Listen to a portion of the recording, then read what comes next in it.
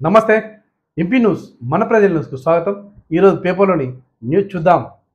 2047 వరకు కష్టపడతా, దేవుడు నాకు అప్పటి వరకు టైం ఇస్తాడు, నన్ను ప్రత్యేక కార్యం మీద పంపాడు, వికసిత్ భారత్ కళ నెరవేరుస్తా, ప్రధాని మోదీ సంచలన వ్యాఖ్యలు.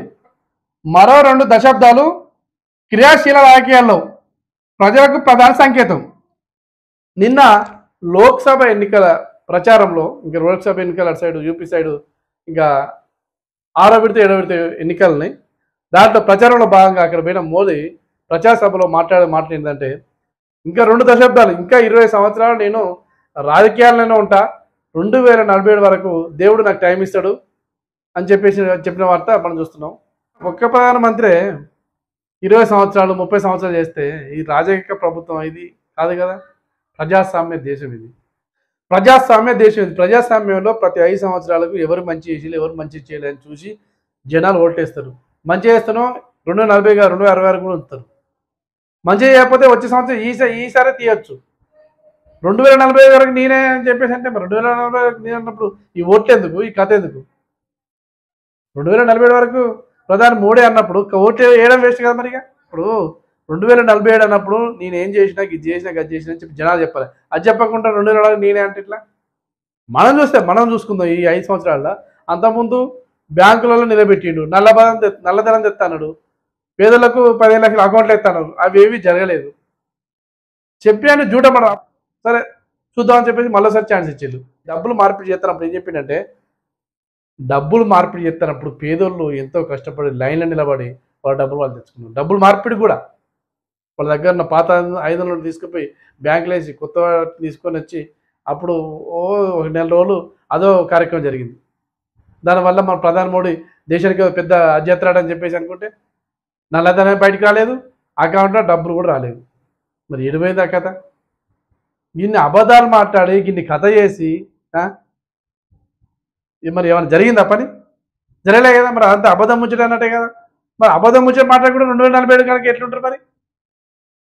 2047 వరకు నేను ఉంటాను, నువ్వు ఉంటాను కాదు. ప్రజాస్వామ్య దేశంలో ఎవరు మంచి చేయకపోతే వాళ్ళే ప్రజలే ఓట్ల ధర బుద్ధి చెప్తారు. అంతేగాని 2047 వరకు నేనే, 2050 వరకు నేనే అంటే అది మనం చెప్పుకునే ముచ్చట కాదు. అది జనాల చేతిలో ఉన్న ముచ్చట. 2040-50 వరకు అంటే అది రాజకీయ ప్రభుత్వం అవుతుంది.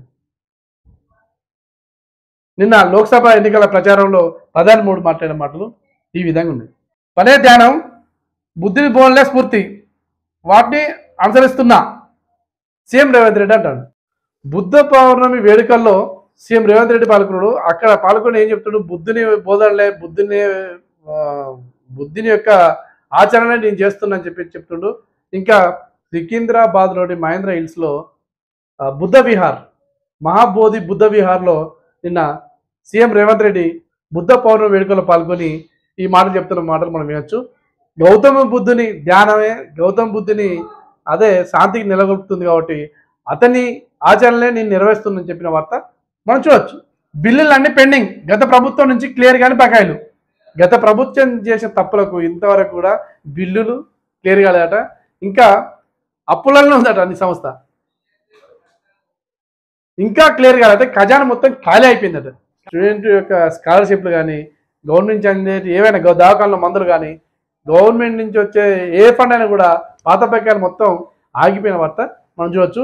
దీనికి పరిష్కారం చేయాలంటే ఈ ఎన్నికల కోడ్ తర్వాతనే ఈ ప్రభుత్వం పట్టించుకొని ఈ సమస్య పరిష్కారం చూపుతుంది. తెలంగాణ డిజిటల్ మీడియా మాజీ డైరెక్టర్పై కేసు. కొనతం దిలీప్తో పాటు మరికొందరిపై కూడా. టీఎస్ఆర్టీసీ పోయి ఇప్పుడు టీజీఆర్టీసీ అయిందని చెప్పేసి నిన్న సజ్జనార్ ప్రకటించాడు. అయితే ఇతను ఇంతకుముందు టీఆర్ఎస్కి అనుకూలంగా చేసేదట. ఈ కొనతం దళిత ఎవరు మాజీ డైరెక్టర్ కాంగ్రెస్ ప్రభుత్వాన్ని బదనం చేయాలనే ఉద్దేశంతో ఆయన టీజీఆర్టీసీ అని చెప్పేసి ఒక లోగోను, అంటే గవర్నమెంట్ ఇంకేం అధికారికంగా ప్రకటించక ముందే సజ్జన ఏం చెప్పాడు, ఇప్పుడు టీఎస్ను టీజీగా మారుస్తున్నా చెప్పిన తప్ప ఇంకా లోగో గీగో అనేది ఇంకేం చెప్పలేదు. ఇతనే చేసిండు. ఈ మాజీ డైరెక్టరు ఆయన సొంతంగా ఒక లోగోను క్రియేట్ చేసి దాన్ని ఫేస్బుక్లో, వాట్సాప్లో వైరల్ చేసిండు. అరే మీరు చెప్పు ముందుగా మీరు ఎందుకు వైరల్ చేస్తారు? అసలు ఆ లోగో గీగో అనేది గవర్నమెంట్ ఇంకా స్టార్ట్ చేయలేదు కదా, ఎందుకు చేయాలని చెప్పేసి తెలంగాణ డిజిటల్ మీడియా మాజీ డైరెక్టర్పై కొనతం దిలీప్తో పాటు మరికొందరు సహకరించడం కూడా కేసు నమోదు చేసిన వార్త మనం చూడవచ్చు.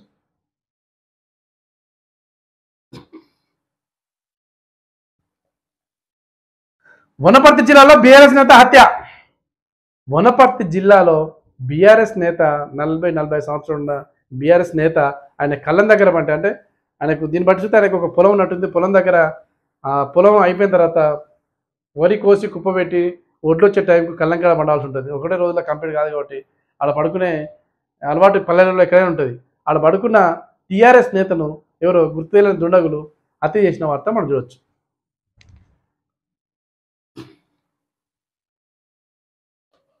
20 మంది బీఆర్ఎస్ ఎమ్మెల్యేలు కాంగ్రెస్లోకి. లోక్సభ ఫలితాల తర్వాత అది జరగడం పక్క. ఎవరంటాడు? కిషన్ రెడ్డి అంటాడు. మరి అది నిజం అబద్ధం, మరి ఆయనకి ఎవరి ఇన్ఫర్మేషన్ ఇచ్చింది తెలియదు. కానీ ఆయన చెప్పిన వార్త ఇది. హేమ రక్త నమూనాతో డ్రగ్స్ జాడ. సినీ నటి హేమ గత 3 రోజుల క్రితం కర్ణాటకలో జరిగిన రేవ్ పార్టీలో ఒక బడా వ్యాపారవేత్త బర్త్డే సందర్భంగా లోకల్ అయితే అందరూ వెళ్తాయని చెప్పేసి ఆయన కర్ణాటకలో రేవ్ పార్టీ పెట్టిండు.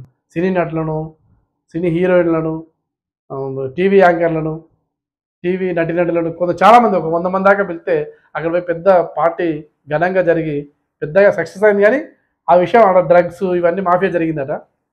దానికి పోలీసులు ఆ ఇన్ఫర్మేషన్ పోలీసులకు వెళ్తే ఆడ నటి హేమ ఇంకా మిగతా వాళ్ళు దొరికిల్లట.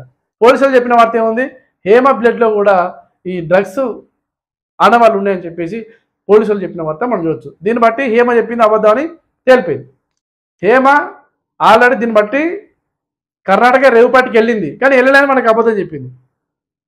ఆమె వెళ్ళిపోతుంది వెళ్ళిపోతుంది ఒక సినీ నటి కాబట్టి అందరూ ఆమె ఫోకస్ చేస్తారు కాబట్టి వెళ్ళిందని అయినా సరే నేను వెళ్ళలేదని చెప్పుకొని అబద్ధం చెప్పిన మాటలు మనం చూడొచ్చు.